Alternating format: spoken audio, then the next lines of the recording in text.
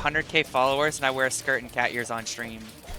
I will do a face cam with the skirt and cat ears at 100,000 followers. This is part 3 of my legendary Infernum journey. It's been fairly fun. In the last episode, I ended off with defeating Plantera. In all honesty, this playthrough hasn't been that bad yet. I expected it to be harder. Pre-hard mode was super easy. Most of pre-Plantera was super easy, so I'm kind of hoping that it keeps up being easy throughout the rest of the game. My biggest concern is going to be post-Yaron, because everything one-shots me. But I don't need to worry about that right now. That's for the future. Now with Plantera out of the way, I can now do solar eclipses to get the Broken Hero Blade. The only thing that I really want from this is, like I said, the Broken Hero Blade. I ended up killing one Mothron, and I got the wings from it, which is a nice upgrade to my current wings. When I was originally planning to do a solar eclipse, I did not think that I'd get the Mothron wings because they're like a 5% drop and I didn't feel like grinding for them. So getting them on my first one was nice. But I didn't get a Broken Hero Blade, which is what I need, so I gotta keep doing this. I end up killing another, not getting it. I kill another and I don't get it, and then I end up dying. I end up getting 3 pairs of wings before I get a Broken Hero Sword. The wings have a 5% drop chance, and the Broken Hero Sword has a 25%, so this is insane. I haven't gotten a single Broken Hero Sword. But after my 9th one, I finally get one. A 25% drop chance, and I got 3 pairs of wings that are a 5% drop chance first. Absolute insanity. The solar eclipse ended up ending, and I only got 1 Broken Hero Sword, which sucks because in Calamity there's more than 1 sword that you can craft with it, so I was really hoping to be able to get more than 1, but I was too lazy to do the event all over again. Here in the future, you'll end up seeing me actually going to the Shimmer to shimmer certain swords down because I was too lazy to get another Broken Hero Sword. With my Broken Hero Sword, I end up crafting the Arc of the Ancients, and realizing that I don't want to use it against Golem, so I shimmered it, and decided to craft the Blighted Cleaver. It's a pretty cool melee weapon that shoots a projectile, and this will be what I end up using against Golem. I did see another melee weapon that I thought looked pretty cool, so I decided to go into the Abyss and get the materials for it because I wanted to try it out. Oh, off. The giant squids. Give me my depth crusher and get me out of here. Yeah, get me the hell out of here. I got my depth crusher and was forcibly sent home. Unfortunately, there are still 2 more materials that I need to get for it, which would be depth cells and voidstone. What the? Why do you have 14,000 HP? After getting all the ingredients totally legitly and not buying them because I hate the ocean, I was able to craft the Abyssal Blade. Because they're scary, that's why I died. Why would anybody ever recommend this? This thing sucks. I end up not liking the Abyssal Blade at all. It's probably a skill issue, but all that time that it took to get it was practically a waste because I didn't end up using it at all. To be fair, it didn't take that much time to get considering I bought the depth cells because I'm horribly afraid of those stupid squids that are down there. And back to the fight, I ended up dying. This boss is hard for me. You might notice my mic sounds a little different. I'm using a different microphone instead of the one that is connected to my headset, so it should sound a bit nicer, I hope. But that's not too important. I'm currently fighting Calamitas clone again. I know you're supposed to fight her pre-Plantera, but I don't ever do that. I usually fight her post-Plantera because then I can get the Asgard's Valor with Ashes of Calamity. So I just fight her post-Plantera because I don't really use her drops otherwise. I'm not the greatest at this fight because I normally do it outside of progression so I can tank most of her projectiles. At some point I'm going to need to get better at it, but I'll do that in a future playthrough. The entire fight just consists of me attempting to dodge her projectiles, which I can semi-decently do because I kind of know what I'm doing because of Supreme Calamitas. I just swing my sword and let the projectile hit her. I don't attempt to get close to her because I do not want to get hit for a contact shot. She fairly easily gets to her next phase where she summons the brothers. Even in Supreme Calamitas, I am really bad at this phase, and I have no clue why because it should be fairly easy to dodge. I do end up taking a lot of damage, but I end up getting my stuff together, and with the help of a dodge from one of my accessories, I'm able to regen most of my HP. I end up killing the 2 brother clones, and she enters her next phase, which basically feels the same as phase 1. So I fairly easily get her into her final phase, and with some easy dodging, I defeat Calamitas clone. First boss of this video. A little bit outside of progression, but who cares? Not me. First try. With her ashes, I craft something called the Brimlash. I was recommended it by my chat for Plantera. But I did not fight Calamitous Clone pre-Plantera, so I didn't get to use it. I didn't use this sword, like, at all. Next boss I'm going to fight is going to be the Brimstone Elemental. I don't really need anything from it. I'm kind of just getting it done for my boss checklist and to have it completed. There's not really much to show here. This is a super easy boss fight. Absolutely useless too. Does absolutely nothing for me. Okay guys, scale of 1 to 10, how bad do I think I get my ass handed to me by Golem? The run definitely should have ended here. There's an attack that is literally impossible to dodge because of how small the temple room is, and you'll see that here in a second. What am the temple room's too small. I can't escape that. That's literally undodgeable. Yeah. That can't be dodged. Yeah, so the attack is literally undodgeable. The temple room is too small height-wise. Whenever he does that attack, you're supposed to go up, follow the lines, and down. But you cannot do that because the temple room is too small, so it's not dodgeable. My next idea is to make an area outside of the temple and teleport to get out. I don't normally use Rod of Discord during boss fights, but I was just using it to get out of the temple to try to fight him to make it possible. I don't use Rod of Discord during boss fights for multiple reasons. If you need to use Rod of Discord during boss fights, you're probably bad. I don't need a bailout to get me out of a bad spot. I'd rather reset the boss and know I did it legitimately than teleport out of the way. And if you need the Rod of Discord for a boss fight, then the boss is poorly designed. Thank God there are none of those in this game that I have encountered. Anyways, teleporting out of the temple was not an option because he enrages and becomes pretty much impossible. So I need to find another way to beat him. I thought he blocks it off, doesn't he? He does. Because I have to not take damage except for during this phase. So yeah, I'm trying to figure out ways past this. I was going to try to get out of the temple, but I thought he blocked the door and I was correct, so that's not possible. I was going to try not taking damage and just soaking all of that damage, but that would be ridiculously hard and take a lot of attempts, and I'd still end up dying because they do like 150 damage. But I do have one more idea. My plan was to use contact damage from Golem to trigger immunity frames, so that way I don't get damaged by that attack. What gave me this idea is with Moonlord, if you stay inside of his hands once you pop the eye out of the socket, he deals 1 damage and you get immunity frames, making you invincible, so you cannot die. You technically take 1 damage over time, but nothing else can hit you because of the eye frames. What if I do this? Do I get immunity frames? Nope. We found out how to not take damage. Never mind. We're good, chat. Now with that garbage out of the way, this boss is just going to be a really slow fight of me slowly chipping away at it. Even with the Infernum changes in the dark room because of For the Worthy, it is still just Golem, so it's super easy. I'm not getting hit very much. I remain at full health for a majority of the fight, but the fight is taking so long that eventually I am going to make a mistake and take damage. I take a lot of it, and I really thought I was going to throw the fight and have to do this 8-minute fight all over again. In my defense, like 300 of the damage was unavoidable, but I was able to end up healing, and I still ended up taking some more damage. But he's super low, and I really did not want to have to do this fight all over again. That would have been absolutely horrible. I end up taking another shot, and I'm down to 100 HP. I'm gonna die if I get hit one more time, but I try my best to dodge all of his stuff, and I go a while without getting hit. I do end up making a mistake, but fortunately I had a dodge to keep me from dying. I would have died without it and had to restart the 6.5-minute fight all over again.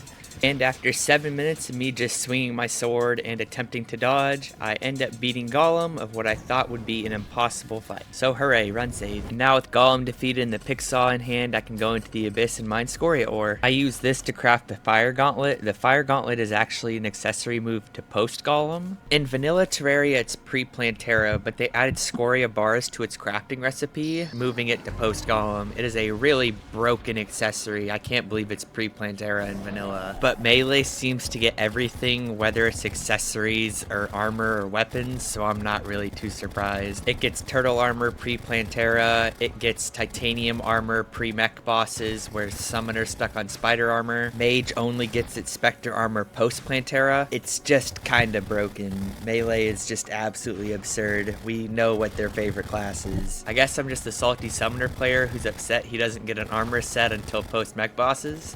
But I guess Summoner does kind of become absolutely broken as soon as you beat Plantera. Anyways, enough of me talking about classes because they all have their ups and downs except for Rogue. Rogue sucks. Don't play Rogue. It's terrible. I hate it. The next boss I'm going to fight is the Aquatic Scourge. Aquatic Scourge is supposed to be a pre-mech boss's boss, but I fought him post-Golem because he has over 500,000 HP. He has, I believe, triple the amount of HP that he normally does in Infernum, and I was not about to do all that. Honestly, the fight's not too bad. It's just really long and drawn out like most of their bosses in this playthrough because of the HP increase. I could have just swapped to Ranger and used this Superstar Shooter because of its absolutely absurd piercing. It does so much damage to him, but I decided to stick to melee because that would be just absolutely broken. I fairly easily get him to his final phase where he takes us both out of the water. He's fairly easy to dodge. I'm not taking any damage. He's just like your average worm boss. Worm bosses are really boring and they're all designed pretty well exactly the same. I do not like them. It's crazy to say that because I love Calamity and Calamity loves their worm bosses. It adds so many. It's absolutely insane. Like I said, I'm not really getting hit here until my dumbass walks into his tornado like 4 different times, so I almost completely sold the fight. But most of his other attacks are fairly easy to dodge, and this time I actually end up dodging his tornado so I don't take a stupid amount of damage. I didn't take like any more damage near the end of the fight except for at the very end he hit me with a full-on contact shot and I almost sold, but I survived. And with that, the Aquatic Scourge has been defeated a little bit outside of progression. Here's me going back to the Shimmer to shimmer my Blighted Cleaver to get my Broken Hero Sword back. I should honestly just do the Solar Eclipse to get more, but I'm lazy. And with that, I craft the Terra Blade because I'm about to the Pumpkin Moon. I'm going to swap back to Summoner because I want to, and it's broken. Summoner is kind of my favorite class. The only reason I swapped was because I was having difficulty pre-mechs. In my opinion, Summoner's not the greatest for the mech bosses. It is alright, but melee is just kind of broken, and I really did not want to get stuck somewhere. There's not much to say about the Pumpkin Moon, other than the fact that I kind of just need the spooky wood, the accessories and stuff from it, because the Pumpkin Moon is like absolutely insane for Summoner players. I wanted to go back to Summoner anyways at some point. I didn't plan on playing melee the entire playthrough. I just needed to crutch it through the mechs and stuff. Alright, how much health does a pumpkin have? Really? That's it? Really? That's it? So I get to wave 10 and a pumpkin finally spawns. Most of the drops that I need are from pumpkin. I need the Dark Harvest and the Raven Staff. The other drops that I need are Spooky Wood from Morning Woods and the Necromantic Scroll, which is also dropped from Morning Woods. There's not much to say. You kind of just go in circles with pumpkins and it won't hit you. The first one does not drop anything. I kill a Morning Wood and I get the Necromantic Scroll, which is exactly what I need. I kill another pumpkin, don't get what I want. Another one doesn't drop what I want. Third pumpkin drops a Bat Scepter, but it also drops a trophy, which means I can craft it into a Raven Staff. After defeating Golem, I forgot to craft my next permanent health upgrade, which was the Miracle Fruit, so I crafted it now. Since I'm swapping back to Summoner, I need to get Summoner accessories, and so I craft the Status Blessing and get the Nuclear Field Rod from the Acid Rain. And I do the Pumpkin Moon to get myself the Dark Harvest, which is a Summoner Whip. The next boss I'm going to fight is Astrum Aureus. After he's been defeated, I can get the Starbuster Core from the Underground Astral Infection. There's not much to say about this boss. It's super easy and kind of boring. I do not care for it in the slightest. I know some people hate it, but I don't really have feelings towards this thing because it's kind of just bland in there. I normally only do it for the permanent upgrade and for the Starbuster Core when I'm playing Summoner. Otherwise, I don't really have a reason to do it. With absolutely insane DPS and some easy dodging, Astrum Aureus is fairly easily defeated. Super embarrassing, but before I defeated Astrum Aureus, I spent a solid 15 minutes in the Underground Astral Infection trying to get the accessory. I completely forgot that you needed to defeat Astrum Aureus first, so I spent a good chunk of time down there trying to get it. It was really embarrassing, but finally, with Astrum Aureus defeated, I can get the accessory. Man, how many times did I just say Astrum Aureus? Holy. And after no time at all, I get the Starbuster Core, which means I can combine multiple of my accessories to get the Star Tainted Generator, which is a pretty good summon accessory. With my new accessories and weapons, I go to challenge the Lunatic Cultist. This is usually a fairly easy fight, and I don't really struggle at all. 400 damage! Yeah, never mind. I kind of got my ass handed to me. I didn't expect him to do that much damage in one shot, so I'm going to shift my attention over to Anahita and Leviathan and try to get the community. I felt really slow, so I wanted something to boost my speed. And I got practically one shot by Leviathan. I just got one shot. Oh my gosh. But I know I can do it, so I try it again because I really want the community for the speed boost and the flight time increase. Anahita's first phase is super easy, so I fairly easily get her down to phase 2, where she calls in Leviathan again. This time I'm going to make sure that I actually dodge his dashes. He does have a fairly big hitbox, so it can be difficult. His projectiles aren't really that hard to dodge. My main issue is his dash. I do have a dodge that I can use from the Amalgamated Brain if I do manage to make a mistake. I'm kind of going up and down because his hitbox is so big that if I attempt to dash through him, I'm still going to get hit. I do manage to get hit here, but I get saved by my dodge, so I don't take a full contact shot. And I defeat the Leviathan, which means it's just Anahita left, so the fight is super easy now. On almost full HP, Anahita and Leviathan are defeated. I unfortunately do not get the drop that I want, but I have Alchemist NPC enabled, which means I can buy treasure bags from the operator. The Empress of Light will be the next boss that I fight. I really want her summoner drop, which is the Terra Prisma, one of the best summon weapons in vanilla Terraria. It is still the best pre-Moonlord summon. It is still the best pre-Moonlord summon weapon in the game, beside maybe the Celestial Dragon. I usually use 3 Celestial Dragons and the rest Terra Prismas. I can't lie to you, this was the hardest fight up until now. It was probably because I was just absolutely throwing and tilted, but it took the most attempts up until now. This should not have taken that long at all. I'm able to dodge every single one of her attacks perfectly, but it didn't seem to matter what would happen during the fight. There was always a time where I would end up throwing during an attack that would just completely sell the run. I'm just going to show a death montage to show y'all.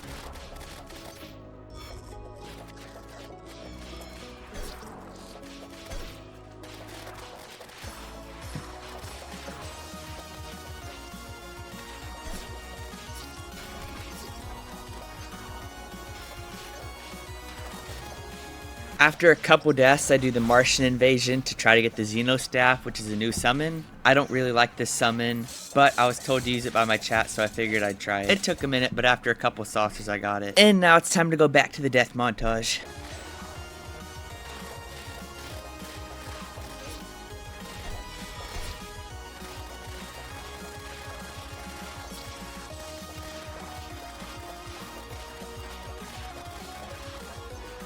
Oh no.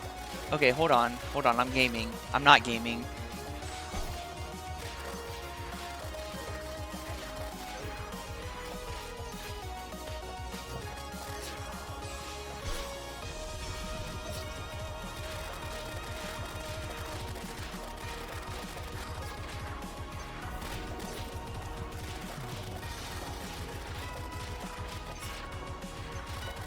I walked into that. I'm gonna walk into the next one too. After so many thrown attempts, I was consistently getting her down to her final phase, but I kept dying, which I won't show, but I finally got to this attempt.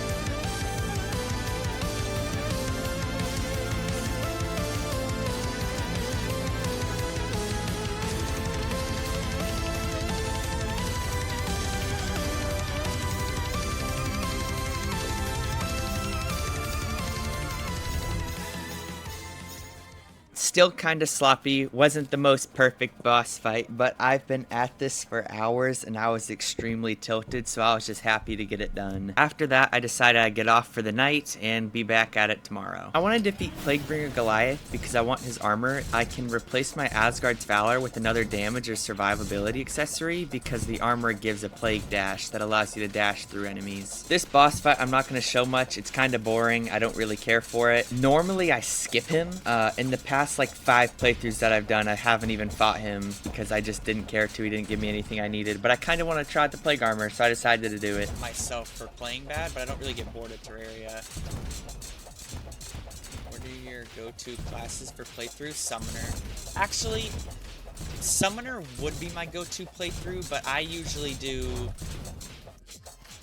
Like I said, this boss fight is super easy. He kind of just dashes at you the entire time while shooting missiles. I almost get my adrenaline up, but I accidentally dash into one of his rockets. I almost get my adrenaline up again, but I mistime a dash, so I don't get it, but it doesn't matter because he is super low. And he's dead. With the infected armor plating I get from him, I can craft my plague armor, and I decide to replace my Asgard's Valor for the amalgamated brain for the extra survivability and damage. I fight Ravager for the community boost. I'm not showing this boss. He's boring and easy. I can't wait for his rework.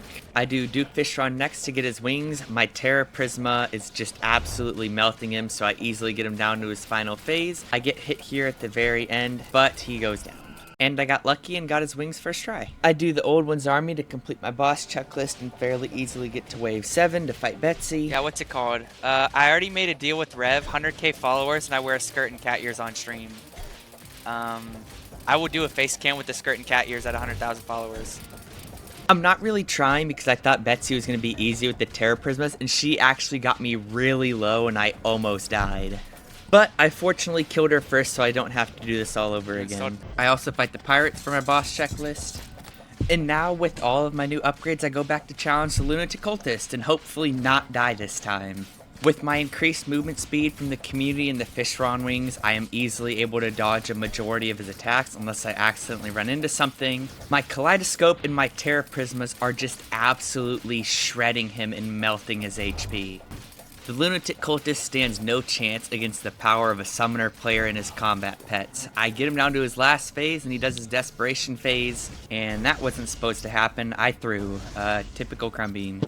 That is so embarrassing. I do the fight all over again, easily get to his desperation phase, and this time I am determined not to throw. And now with the Lunatic Cultist defeated, Celestial Pillars are invading, the worst event in all of Terraria. So you might see that I have a cheat sheet mod enabled. Whenever you go into Argus's domain, he is an Infernum exclusive boss, it actually resets all of your boss progress, and I did not feel like doing that all over again, so I decided to use Dragon Lens to spawn him in. I'm not using the cheats, as you can tell, I'm taking damage. I didn't use a single item, I just used it for the NPC spawner. Normally outside of Infernum, you would kill the Great Sand Shark post Plantera to get the Grand Sand Scale, but in Infernum they actually make the Great Sand Shark like, I guess like a pet type thing of Argus where he summons it in, as you'll see. I get him to 60% HP and he summons the Great Sand Shark. Now Argus starts riding the Great Sand Shark and they start doing attacks together. I'm not really too good at this fight because I don't do it much. I don't do it much because I don't like the fact that it resets boss checklist, and this is the first time that I've thought about using Dragon Lens to do it. I'm still getting used to it.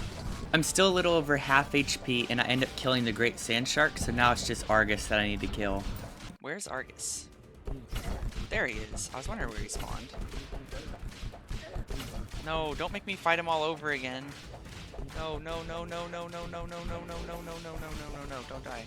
I went from almost full HP to one shot so unbelievably quick, and I did not want to have to reset this boss all over again. My main goal now is to just run away and try not to get hit by him. I do not want to take any damage. I'm just trying to regen all of my HP back. I end up not getting hit for a good chunk of time, and I'm able to regen a lot of my HP. He's just doing his dash attack, and I'm just trying my hardest to stay away from him. Looking back on the recording, I don't know why I didn't use my heal, Still not using it for some reason. I'm not getting hit for a while. I almost get my adrenaline up, but I just end up getting comboed and losing most of my HP. I'm 30 HP, I'm almost dead. I finally decide to use my heal. I don't know why I didn't use it sooner. I'm just running away and desperately swinging my whip, trying not to die. I have no clue where he went. I can see him with my boss cursor, but he's not on my screen. I see him hit the ground, and I just take a full contact shot. So now I have to do the fight all over again. I spawn him again. I should probably do this at night so I can actually see his projectiles, and I end up taking a lot of damage at the beginning of the fight. I am practically one shot.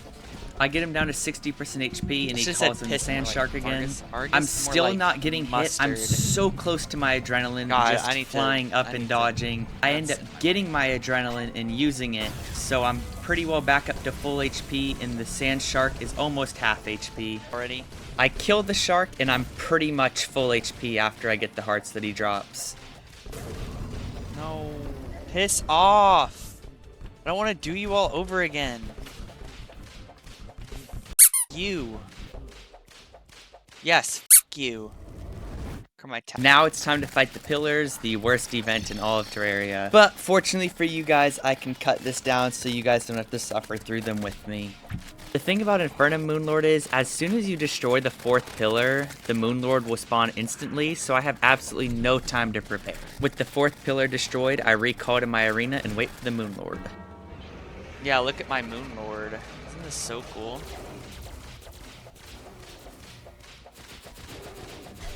Whoa. And it's Infernum compatible?